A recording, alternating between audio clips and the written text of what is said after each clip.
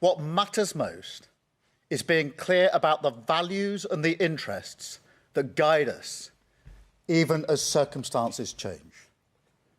The United Kingdom has a long history. Our values were not improvised. They were built patiently over time.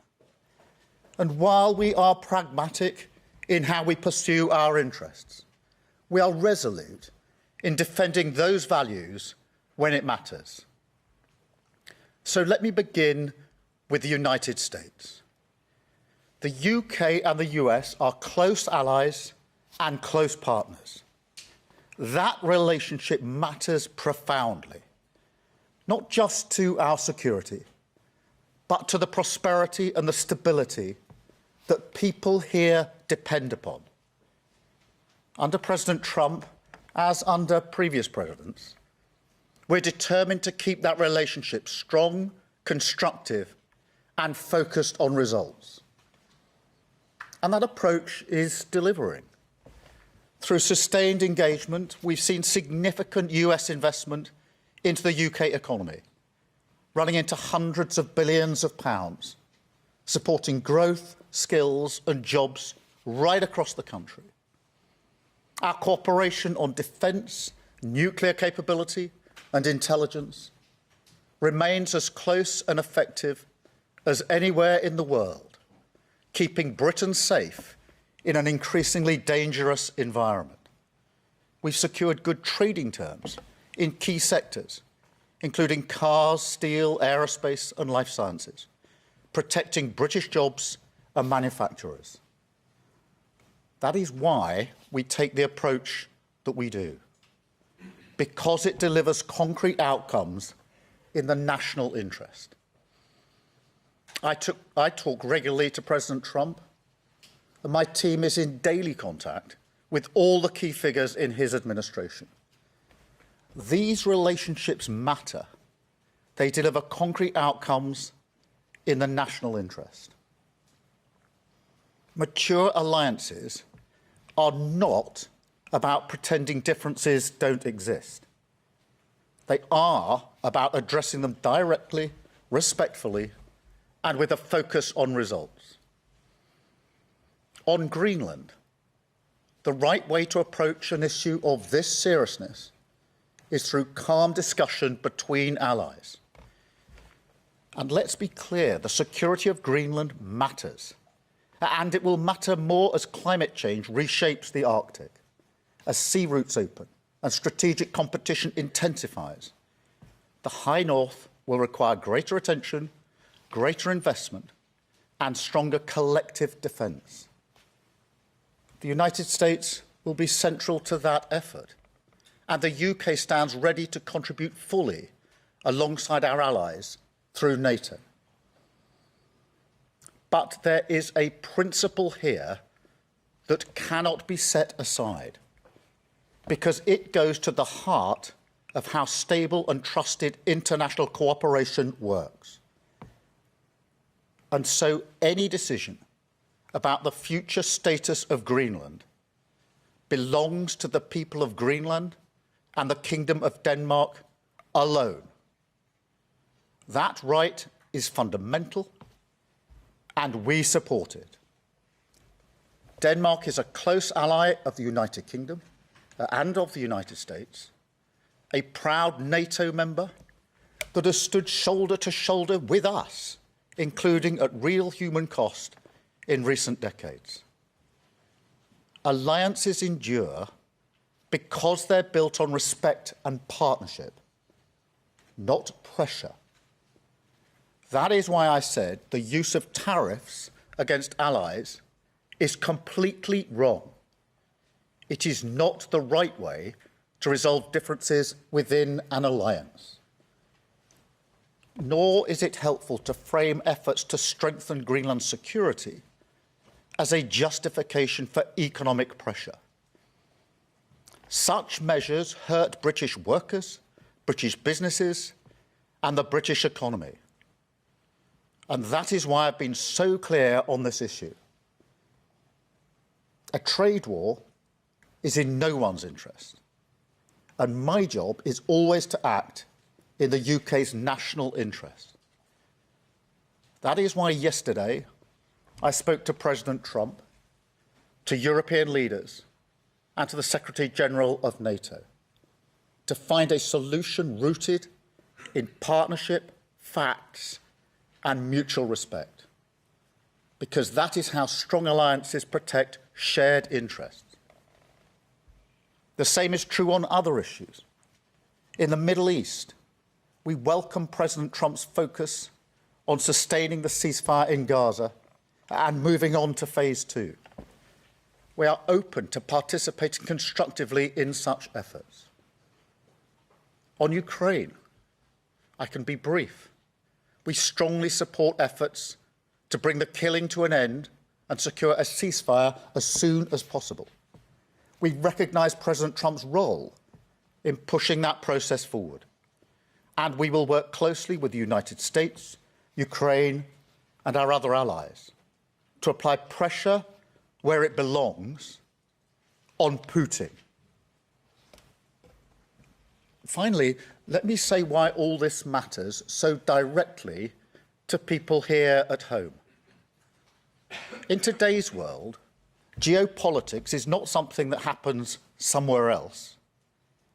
It shapes the cost of energy, the price of food, the security of jobs, and the stability that families rely on to plan their lives.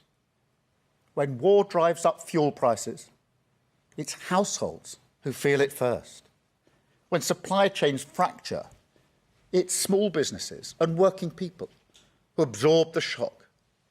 And when instability grows, it's rarely those with the most power who pay the price.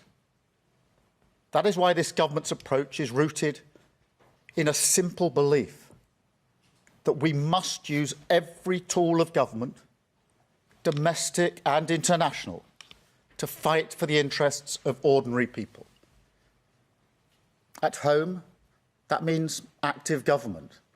It means taking responsibility for economic stability so that inflation is controlled, interest rates come down, and family budgets are protected. It means stepping in where markets fail, strengthening resilience, and ensuring that global shocks do not always land on the same people in the same places, the people least able to withstand them. That's why we've taken action to reduce energy bills, to freeze rail fares and prescription charges. But tackling the cost of living today also means engagement beyond our borders. It requires shaping the world around us, not retreating from it. It requires strong alliances, steady diplomacy, and rules that reduce uncertainty rather than amplify it. That is why our commitment to international law and to alliances founded on trust is not abstract or ideological. It's practical. It's about stability, predictability, and fairness. The conditions that keep prices down, jobs secure, and economies resilient. That is what active government looks like in an age of uncertainty. Steady at home, engaged abroad, and always focused on protecting the people that we serve. Britain is a pragmatic country. We look for agreement. We believe in partnership. We prefer solutions to slogans. And we will not indulge in commentary and gesture politics that harm the British people. But being pragmatic does not mean being passive. And partnership does not mean abandoning principle. That is why it's important to be clear about who we stand with, what we stand for, and where our interests lie. Now, this is a moment for the whole country to pull together. So I warmly welcome the support we've had with regards to Greenland and the proposed tariffs from the leader of the opposition. I thank her for her support. At moments like this, there will always be people who reach for the performative, who think an angry social media post or grandstanding is a substitute for hard work. That's an understandable instinct. But it's not effective. It never has been. It may make politicians feel good, but it does nothing for working people whose jobs, livelihoods and security rely on the relationships that we build across the world. So to conclude, we will work with our allies in Europe, across NATO and with the United States. We will keep dialogue open. We will defend international law. And we will use the full strength of government at home and abroad to protect the security, living standards and future of the British people. That is the approach I will take as Prime Minister. And that is the responsibility that this moment demands. Thank you.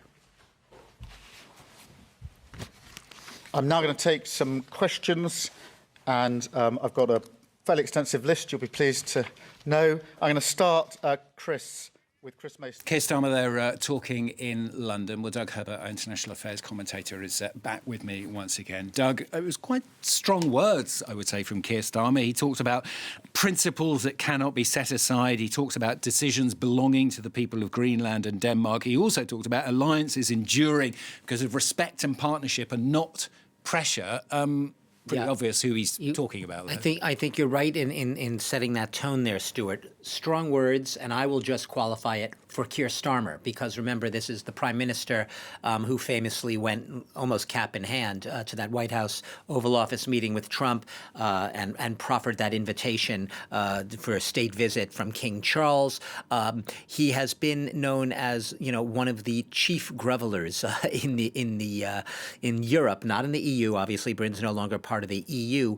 And even if he has had sometimes some pushback against Trump, his overall emphasis until now has been on maintaining that sort of so-called close and special relationship between the U.S. And the United Kingdom, even if that was sometimes seen as being at the detriment of the European Union, from which Britain withdrew in Brexit. And Britain often seen as getting some special, better tariff treatment, better investment from the U.S. into the U.K. as a result. So, he would say it is doing the bidding of the British people here. But you're right. Strong words in the sense that I think that my takeaways are that he said explicitly that the future of Greenland is really a matter for the people of Greenland and Denmark. You want to break back? Yeah, we're going to get back to Keir Starmer because he's taking some questions, in fact. So let's hear what he had to say. To underscore your point, this has been very badly received across the United Kingdom. We're allies of the United States, and we work closely with them, and therefore I'm not surprised by the reaction that's been across the United Kingdom, and it is a very serious situation. Our job is to ensure that we find a way forward consistent with our principles and our values and consistent with our national interest. And the US remains a close ally on defence, on security and on intelligence, on nuclear capability. We work very closely with the United States, and we must never lose sight of our national interest in that. But we must stand up for our values. We must be clear about the principles that we are applying here, and we'll continue to do so. On the question of tariffs, a tariff war isn't in anybody's interests. And therefore, what I want to do is to avoid a tariff war, because it will be businesses, workers and families across the country that will be hit by a trade war. And therefore, I will do as I've set out, which is to engage with our European allies, with President Trump. And Chris, in response to the second part of your question, I spoke to President Trump yesterday, as I think you all know, and I'll no doubt speak to him again in coming days. Continually, our offices talk all the time, but we must find a pragmatic, sensible, sustained way through this that avoids some of the consequences that will be very serious for our country. Thank you very much, Beth. Robert Peston. Robert Peston, ITV. Prime Minister, your entire approach is predicated on the idea that Donald Trump is amenable to reason and respects the rule of law, but it's patently clear that neither of those assumptions are true. So when will you consider some kind of economic retaliation through tariffs? And will you talk to the monarch, to the king, about not going to America to celebrate 250 years since independence? Well, Robert, this is a serious situation, and as I've said, threatening tariffs on allies is the wrong thing to do, completely wrong. And a trade war is not in our interests, and therefore my first task is to ensure we don't get to that place, which is what I'm focused on at the moment and will continue to focus on. In relation to wider issues, I don't want to lose sight of the central goal here, which is to avoid the seriousness that a trade war would bring. In relation to your broader point, we do have to remember at all times that it is in our national interest that we continue to work with the Americans when it comes to defence, to security and to intelligence. Our nuclear deterrent is our foremost weapon and deterrent when it comes to securing the safety of everybody in the United Kingdom. It's my primary duty. And that requires us to have a good relationship with the United States. But it doesn't mean, as I said a moment ago, that we pretend we don't have differences. We do have differences. And I've set out some of those differences here this morning in relation to Greenland. Differences of opinion in terms of who should decide the future of Greenland. I'm very clear in my position in that.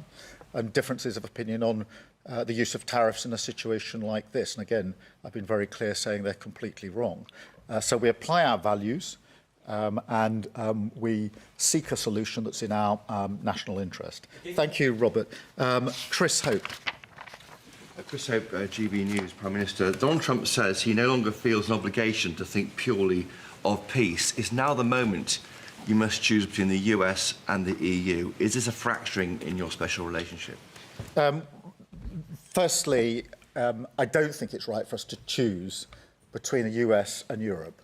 That's not a new position today. That's the position I've consistently held, as have previous governments, because we are allies with our European partners and allies with the US. And the strength in being able to keep both those alliances has served us well over the last 80 years. So this is not a moment to sort of choose one between the other.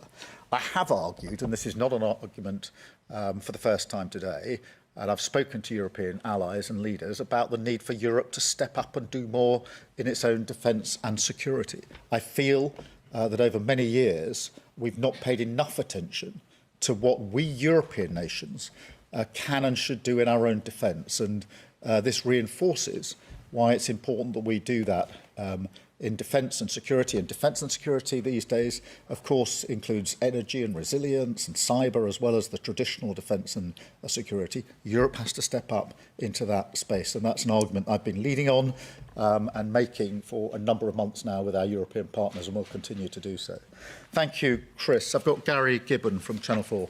Gary. Thank you, Prime Minister. You say that Donald Trump remains an ally, but a lot of people would look at his behaviours and say he's not remotely behaving like an ally. Is there anything he could do that would make you think he was no longer an ally? Or is it just unthinkable? Are we totally locked in? And just one other, if I may, some puzzlement that those forces, quite limited military personnel that went to Greenland, that he interpreted that as a hostile act. Do you have any sense that he might have been misinformed about that in entire expedition? Well, taking the second bit first, if I may, that is one of the things I discussed with President Trump yesterday in relation to those forces which were clearly there to assess and work on risk from the Russians. And so there's real clarity, I hope, about that. In relation to the relationship, we must never lose sight of the fact that on defence, security, intelligence and nuclear capability, we work very closely with our US allies, and it's in our national interest to continue to do so. That doesn't mean pretending we don't have differences, and I don't think anybody could suggest I'm pretending we don't have differences. I'm spelling out what those differences are, what our principles and values are, and how we approach them. But we do continue to work with the Americans. The situation in the Middle East is fragile. There is a ceasefire. We need to move to phase 2. We mustn't lose sight of that. In Ukraine, we've been striving for a just and lasting peace for a long time now. We're 4 years into that conflict. It is in our interest to work with others to bring about that just and lasting peace. The last thing we should do is to simply throw all that away and pretend that it doesn't matter anymore. It does matter. But we don't do that by pretending we haven't got differences. We do have differences, and I'm spelling them out here this morning. Thank you very much, Gary. I've got Kitty Donaldson from iNews. Thank you, Prime Minister. The US Supreme Court is due to rule next week on whether the tariffs are legal for the President to use. Do you think it's worth just biding your time until next week? And secondly, I don't think you answered Robert's question, which was, do you think the King should go to the United States this year? I'm not going to comment on the Supreme Court ruling. I think it's due out reasonably soon. But I don't think it would be sensible to simply wait for the court.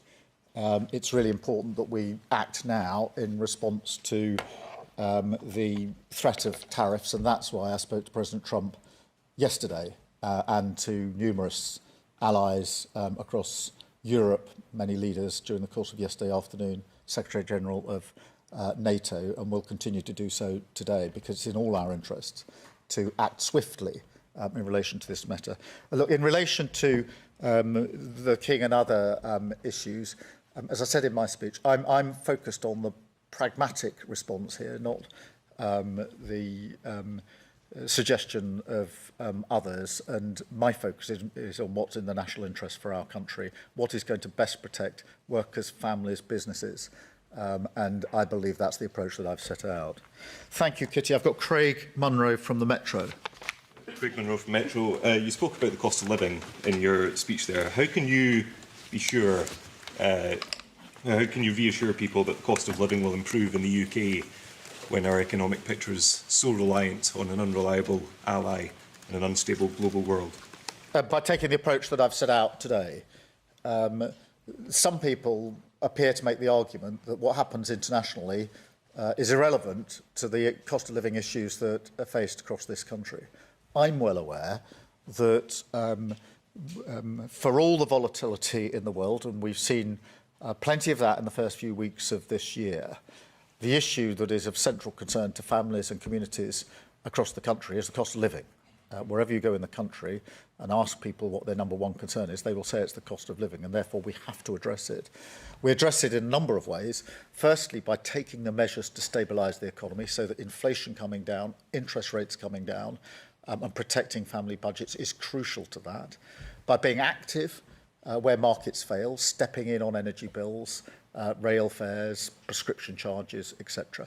But also by working relentlessly on matters that are international, because the impact of what's happening internationally on what's happening domestically is obvious, it's real, it's probably more direct now than it's been at any time most of us can remember, and therefore it would be to a dereliction of duty on the cost of living not to be engaged on the international stage. Thank you very much, Craig. I've got Jason Groves from the Daily Mail. Jason.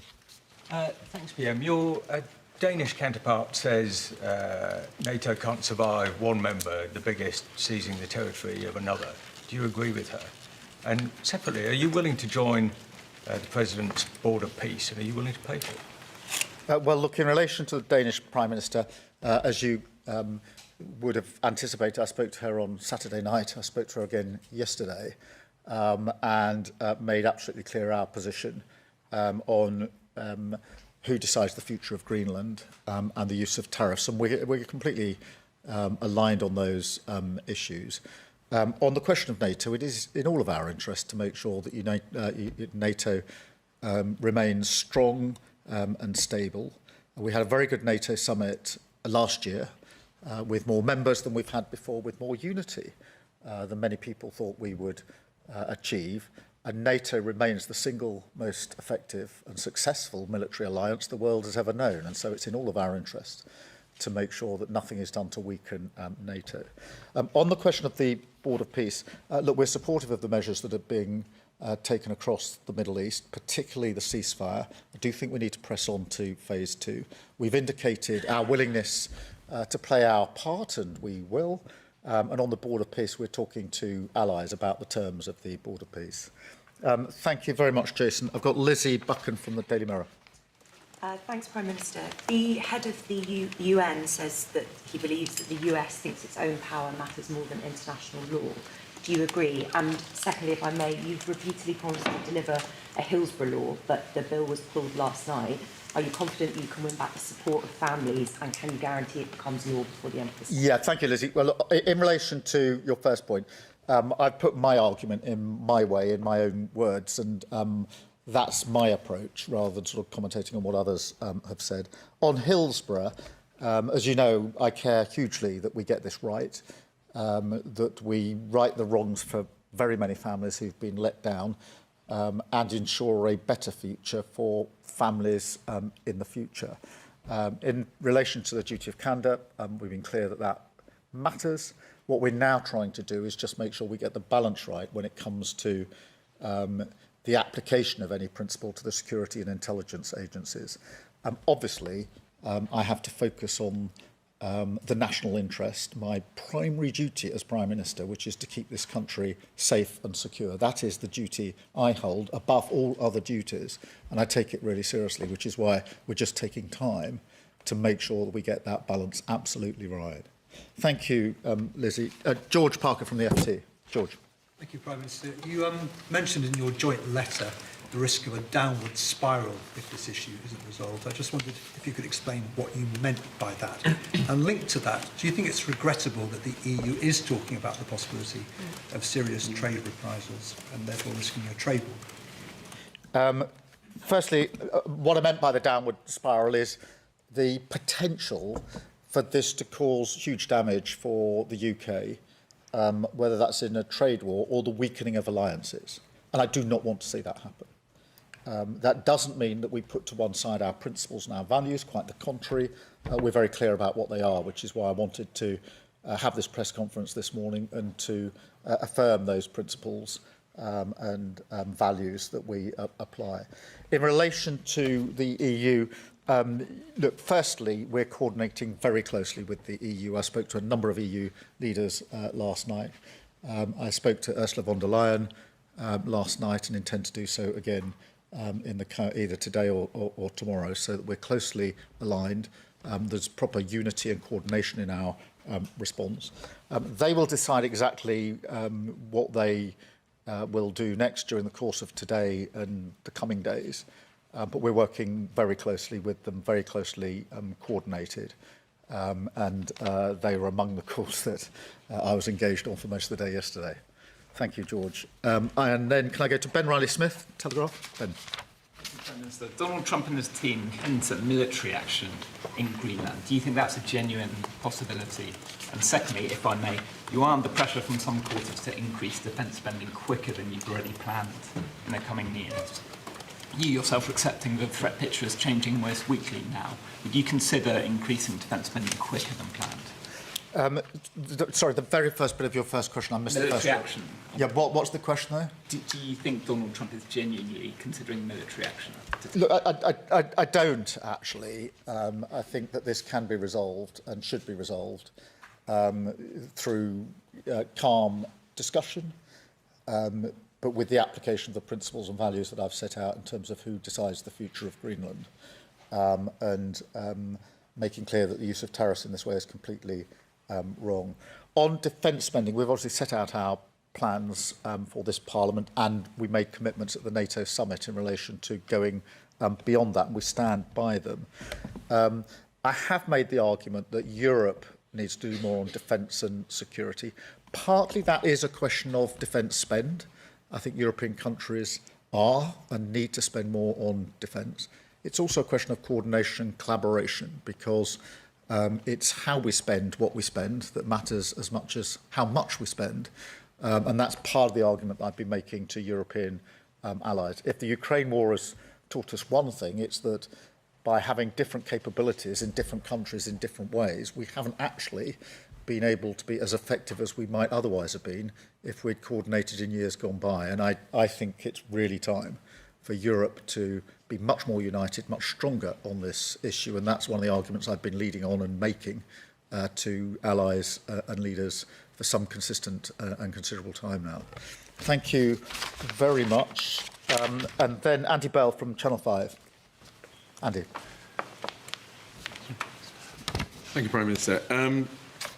Isn't the conclusion from all that's happened up to now that you've been too soft with the President? And isn't the lesson we have to draw from what's happening now is that you have to start being tougher with him? Well, Andy, I don't agree with that assessment because taking the approach we've taken has yielded hundreds of billions of pounds of inward investment into the United Kingdom. That's hugely important for our economy and for jobs and businesses and the economy more generally. We are involved on a daily basis when it comes to security, defence and intelligence sharing, daily, 24/7, in relation to the interaction on intelligence between the US and the UK is the closest relationship of any two countries in the world. And that keeps us safe in ways I can't explain to you. But I can say very clearly it keeps us safe and is vital to every single person who lives in this country. And of course, before we got to the better trading arrangements on cars, on pharmaceuticals, etc., many people were urging me not to take the approach that we did, but we did take the approach we did, and we got better trading terms. And that's why I'm taking the approach I am to this situation, to ensure that we focus on what's in our national interest. Thank you, Andy. And I've got Peter Walker from The Guardian. Thank you. Peter. It's been widely reported this morning that the Norwegian Prime Minister has received a message from President Trump, basically saying the President is peeved because he didn't get the Nobel Peace Prize. Whilst I'm sure everyone watching this will fully understand why there is a need for the UK and the US to kind of keep collaboration and links so close, can you understand why some voters look at what President Trump does and says and think, are we actually serious? Can we actually get anything from him? And if I may, I know that no policy has been announced yet, but from a personal point of view, do you think it would be a good idea for social media use to be restricted for younger people? Yeah, just I completely understand why what President Trump said about tariffs over the weekend has been so badly received in this country. I completely understand that.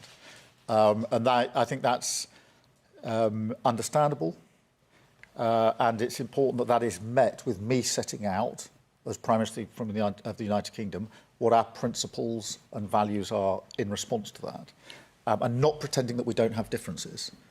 Because strong, respectful alliances require the maturity to say where we disagree. And on this, we disagree. And I've been clear about that, and I've spoken to the President about it, and will continue to do so. But I do emphasise, whatever the understandable reaction of the British public over the weekend, it is on defence and security and intelligence and nuclear capability, manifestly in our interests, to have a strong relationship with the United Kingdom. Our nuclear capability is our single most important deterrent, bar none. And that has helped keep us safe for many, many years. On the question of social media more broadly, look, I think we need to do more to protect children. And that's why we're looking at a range of options and saying that no options are off the table. We're obviously looking at what's happened in Australia, something I've discussed with the Australian Prime Minister. I don't think it's just a question of social media and children under 16. I think we've got to look at a range of measures. I'm particularly concerned about screen time for under fives, which is not so much about social media, but about literally screen time and the impact it's having on children when they arrive at school. So I do think we need to look across the range. But in direct answer to your question, do we need to do more to protect children when it comes to social media and screen time and associated harms, then yes, we do. And that's why we're looking at a range of options. Thank you all very much indeed. Thank you.